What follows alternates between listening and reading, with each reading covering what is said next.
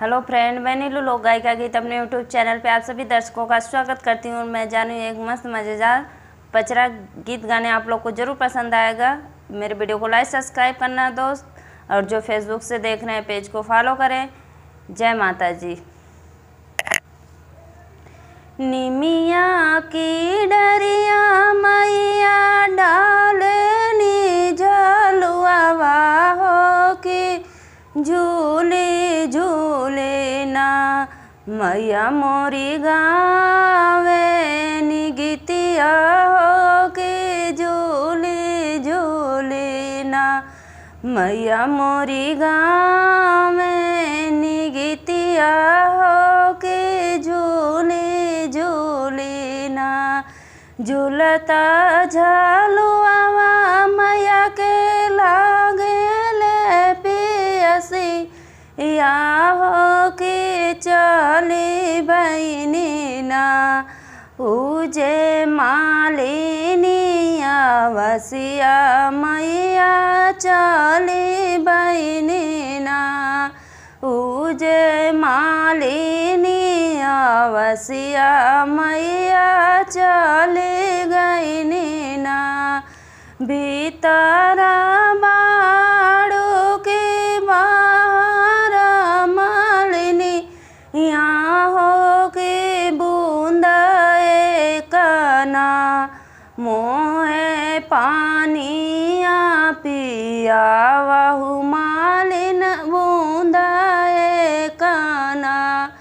मोहे पानिया पिया वहु मालिन बूंदा कना कैसे का पानिया पिया वहु शीतल मैया हो कि मोरे गोदीना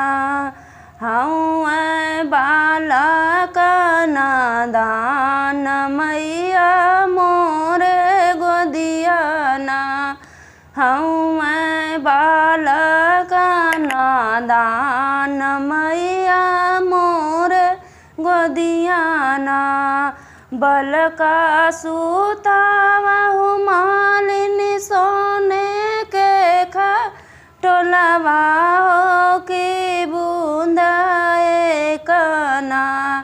मोहे पानिया पिया वहु मालिन बूंदा कना सोने के खटोलवा मैया टूटे फाटे जई है हो सेवा कवारा उड़ना उजे भुइया लोटी जई है हो सेवा कवारा उड़ना जो तो हूँ मालिनी हो भुइया लोटी जई है हो उठाई हो ले बना अपने सिरवा के चरवा हो उठाई हो ले बना अपने सिरवा के चरवा हो उठाई हो ले बना जैसे का मालिनी हो हमें जोड़ा वलू हो कि वैसे ना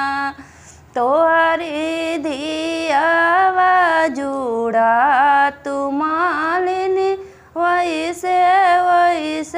ना दियावा जुड़ा तू मालिनी अपने ससुर माँ पतोहिया तोहरी ना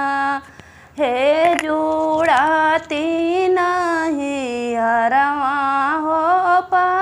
तोहिया तोहरी ना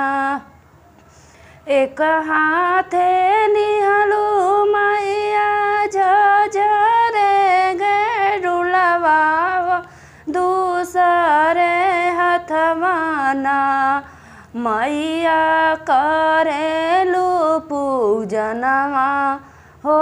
दूसरे हथवा